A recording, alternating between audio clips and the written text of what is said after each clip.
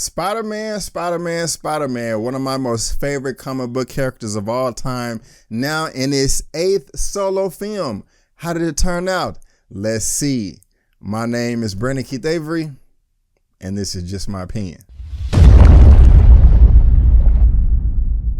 Hey, what's going on, everyone? I want to thank you so much for tuning in to my opinion/review for Spider-Man Far From Home.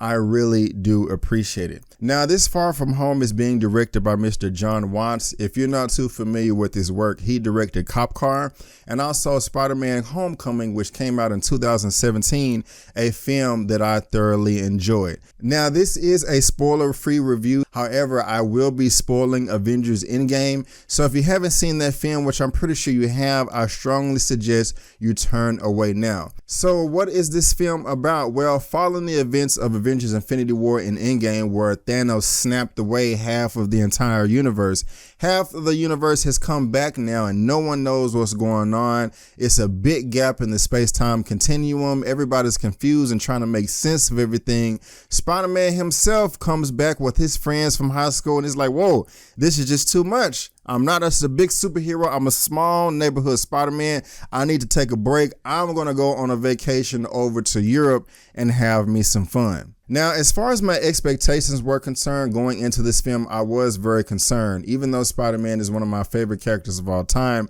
I didn't know if Spider-Man Far From Home should be the next film following Avengers Endgame. And especially since they're announcing that Mysterio was the villain. To be honest, I'm not too familiar with this character. I think he's okay. And I was just saying to myself, Mysterio, that's the villain that you want to go with in the second solo Spider-Man film that is now in the MCU. Now, while I was a little hesitant and nervous going into this film, you can put all those words aside, guys, because this film is great. Not only is this film great, I loved it, and it is up there as one of the best Spider-Man films of all time. One of the things that I liked about this film is just the tone itself. Following Endgame, which was just so daunting and tragic and just heavy on your heart, I did not know what the tone would be for Spider-Man Homecoming. If it would be a little bit of seriousness, if there was going to be a lot of jokes. And I will go ahead and say I like the way they handled it. It is more serious than I thought. They do have its jokes. It does have its levity, but there is a nice balance throughout the film that carry through. Now, this may surprise you, but one of my most favorite things in this whole entire film was just the relationship between all the characters. You have Happy and Aunt May. They had a little romance thing going on, and it was cute. It wasn't forced to shoot in. I loved everything about it. I loved everything with Peter Parker and also Happy Hogan. They had a great relationship too. And Happy Hogan hasn't necessarily been my most favorite character in the MCU. Sometimes he comes through strong with nice scenes of dialogue and things like that. But he really was able to come through as the father figure replacing Tony Stark, Iron Man, since he's not here anymore. And he really did step up his game, especially towards the end of the film. There was a conversation that he was having with Peter, and I was just impressed. He wasn't coming through like, hey, I'm your daddy now. But, he was stepping up to be a man that he should be, to fill in a role that needs to be filled. And that's just something that I really did appreciate, and I do really respect about his character. I also just love the relationship between Peter Parker and his Aunt May. Of course, this is a different Aunt May that I'm used to from the comics, with her being much, much older, but with Marissa Tomei being much younger and being able to relate to Peter a little bit more, especially in 2019 and modern day society, the way we get along and talk to each other. They just have a great relationship. At the end of Spider-Man Homecoming, we find out that she finds out that Peter Parker, her nephew, is Spider-Man, and the way they picked up that in this film right here was brilliant, and it flowed smoothly. But the best relationship that I loved in this entire movie was between Peter Parker and Mary Jane. Oh my goodness gracious. Every time they was on screen together, just sharing a scene, it was magic. I felt enchanted. I really felt that this was a true high school love romance that I wanted to flourish. It was the cutest thing ever in the world that, they're both nervous. They both like each other. They both want to talk to each other, but just don't know the words that they want to say. I mean, we've all been there before, just talking to someone that you're blah, blah, blah, blah. You know what I'm saying? Like, just feeling silly. And that's how these two characters were getting along in this movie. Now, in Spider-Man Homecoming, Mary Jane, played by Zendaya, I just was not a fan of her. She was just kind of annoying, seemed like she always had a stick up her butt, you know, like she was just the smartest person in the room. She was very antagonistic and just always playing devil's advocate. And that's just like, just chill, you know what I'm saying? You don't have to do a lot of that. But her character has grown now. She's like a completely different person. She's very humble, very classy, and I loved everything about her. She still does not have the red hair, and that was a complaint that I had in Homecoming, because I'm like, hey, where's Mary Jane?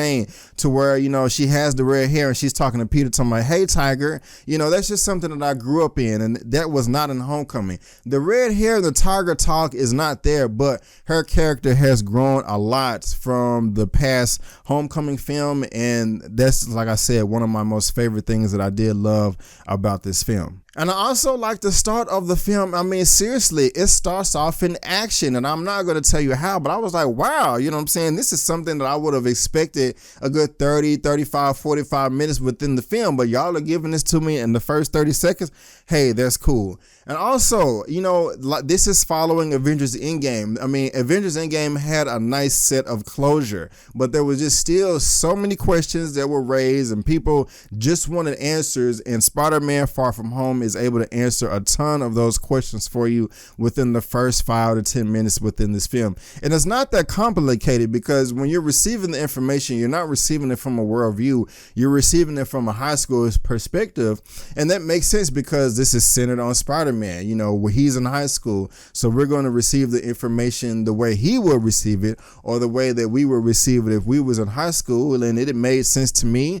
I could not sense any type of plot holes at all. And I was like, hey, you know, great start to a great film. Let's do this. Something else that the film did a very good job is letting the audience know that Peter is tired and he needs a break. I was really feeling him like, bro, I completely understand where you're coming from. Iron Man is dead. Thor's over here. Captain Marvel's over here. All the Avengers are over here. You know what I'm saying? Most of society wants some answers, you know? They want to know what's going on now. Are you going to be the new Iron Man? I mean, the dude is 16 years old. I'm sure he's flattered and would like to take upon that role, but at the same time, he's 16 years old. He's still going through things and hasn't experienced anything at all really in life as an adult, because he's not an adult yet. So he needs a break. He needs to go on vacation, and I completely understood that. Like I said, initially I was not into Spider-Man going over to Europe, because I'm like, hey, my Spider-Man swings around New York, New Jersey. I want to see some of that. But it made perfect sense to why he had that, you know, they chose to send him over to the other side of the world, or Europe. I ate it all up. It was brilliant. It flowed. It made perfect sense to me. Hey. Now, of course, we all go see these superhero comic book films because we want the action. We want that balls to the wall action. We want to see our favorite characters use all of their abilities to the utmost ability. And I will say that they did this in this film great. You know, Spider-Man was swinging his ass off. Like I'm going to keep on saying this. I wanted to see Spider-Man swing from New York buildings. And while we necessarily didn't get that, and I'll talk about that a little later on in this review, he was swinging his ass off over in Europe, you know, just with all the architecture and the buildings and the way it was choreographed. It was very creative. And then the way Mysterio came in there as Jake Gyllenhaal, he had a powerful intro, a powerful entrance. You know what I'm saying? For him to, you know, make his debut in the MCU, it was powerful. I was like, I'm Mysterio. No, he didn't just say it like that, but that's kind of like what I was saying in my head, you know, as if I was the character when he first popped on scene. And I liked it. I liked all of his powers. I liked all of his abilities. You know, there was a little bit of him teaming up with Spider-Man, Peter Parker as well. And I liked all of that. And another thing I like about this film is Peter Parker, Spider-Man, really felt he was challenged. You know, this wasn't just an easy cakewalk for him. He got his ass whooped a lot of times. You know, he kicked some ass, and he also got his ass kicked. And really, they really did a great job of just showing how strong Spider-Man is, his strengths and also his weaknesses. They did a great job there. I love the action throughout. You could see everything what was going on. There was no type of shaky cam or, you know, cheap editing to where, you know, to where nothing is going on. You can't tell what's going on. Everything is jarring. No, it was very smooth. Great action. It was long takes, long shots to where you can really see what's going on. And that is exactly what I want to see. And when I went to go see this, it was at an Alamo Draft House, and I was getting disturbed sometime by the waiter and waitresses coming through.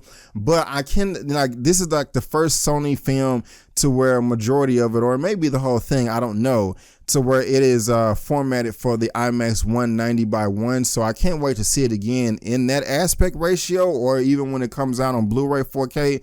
It's going to look freaking fantastic, and I just can't wait for that. And like I said, with the acting, or the action, excuse me, the way Spider-Man was using some of his webs in this film was just brilliant. I mean, I love that, because if you're somewhat of a comic book nerd like I am, and you like Spider-Man, you know that he doesn't just shoot straight webs. You know, he can alter his webbing to go wide, to go medium, to do all types of things. And the way he was using it in this film was very clever. I loved it all. I mean, I was very happy as a comic book fan. Also, the film is hilarious, especially Ned. I didn't care for him that much in Homecoming. I mean, you know, I didn't dislike him either. You know, I was just indifferent. You know, I didn't care, or I could care less, whatever. He stood out in this film. He was very funny. I love the relationship that he had with Peter as well. He came through with the comic relief. It wasn't too much. It was perfectly balanced. I loved it all.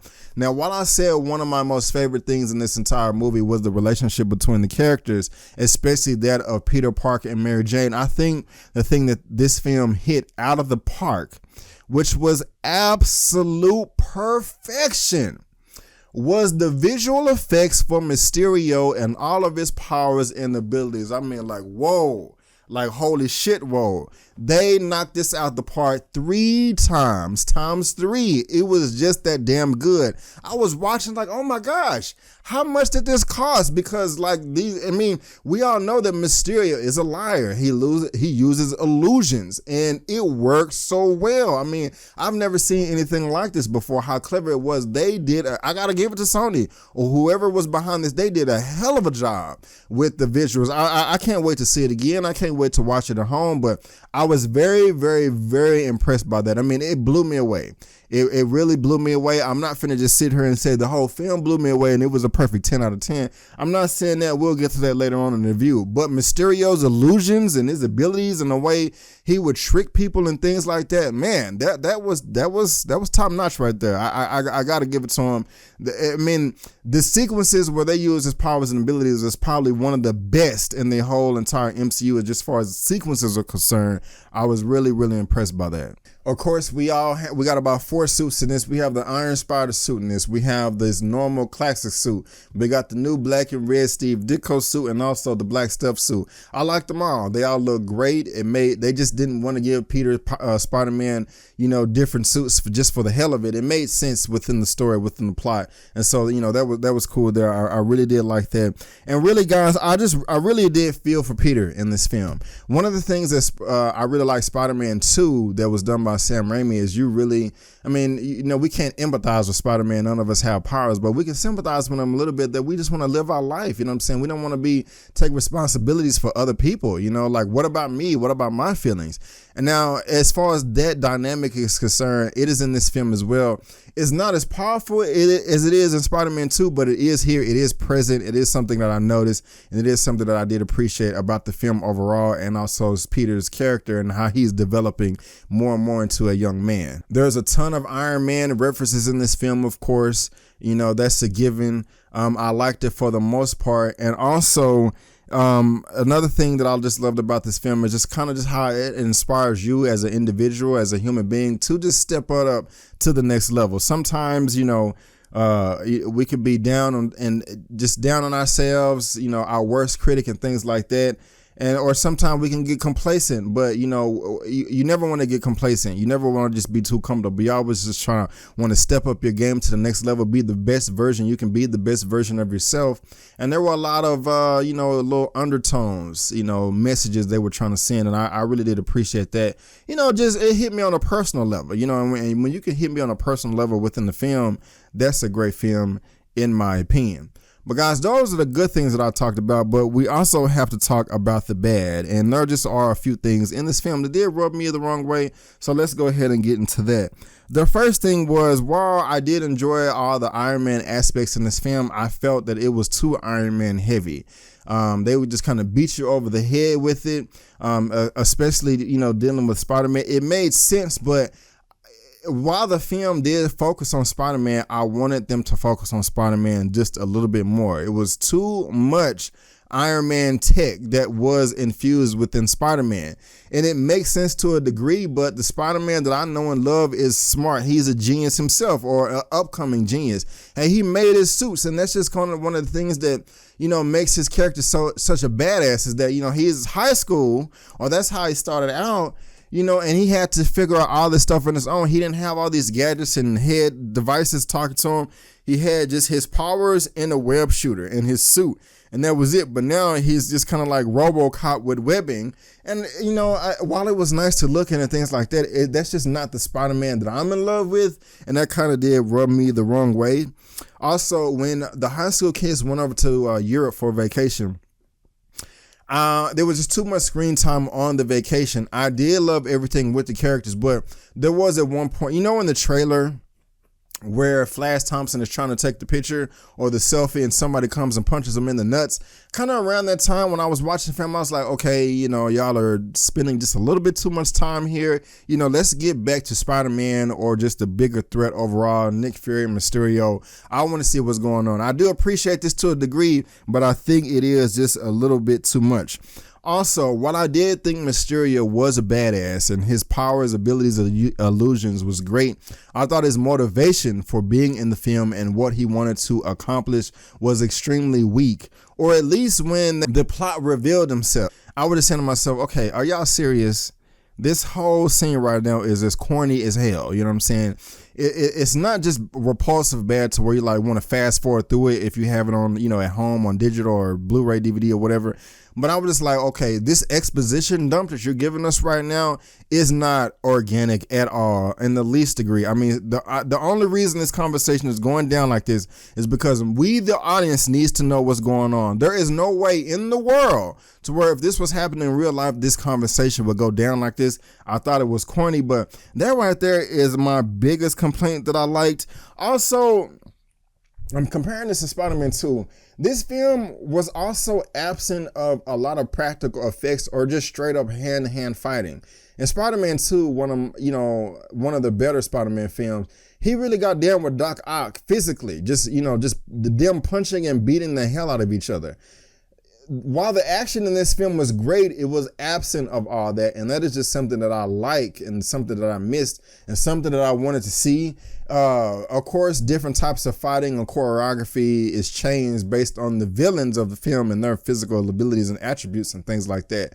But I did sense it while I was watching this film, and it's just something that, was absent and I missed it.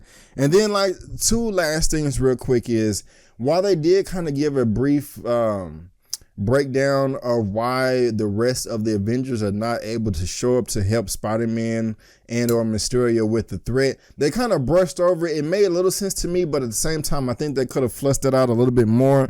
And also, like I said, guys, while the swinging in Far From Home was in Europe from buildings, I want to see this in New Jersey. I want to see this in New York.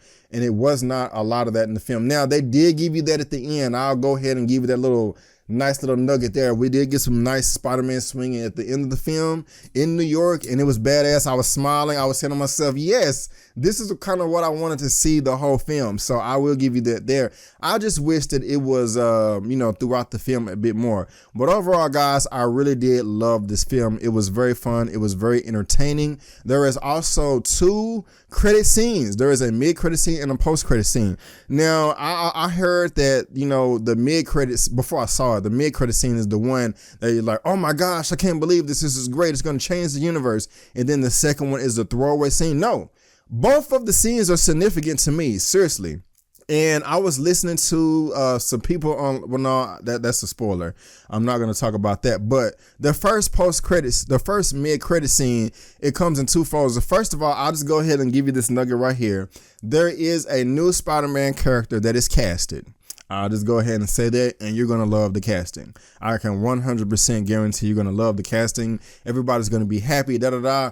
And it's also just like, oh, crap. Like, oh, really? What's going to happen next? Like, man, whoa. How is he going to get out of this one? And then the last one, I was finna spoil it again.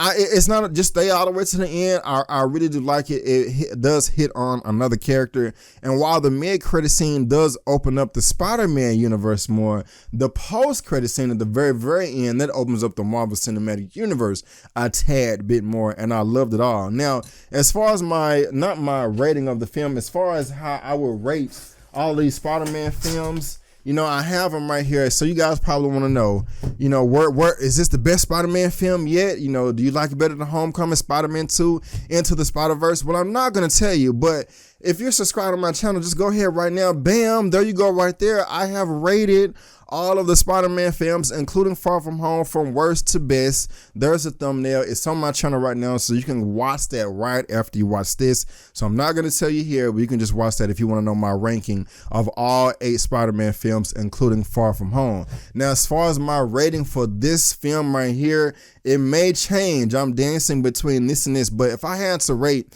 Spider-Man Far From Home out of a 1 out of 10, oh man, I may change my mind again. I was gonna give it an 8.5, but I think I'm gonna give it a 9 out of 10 because this film it ended on a high note.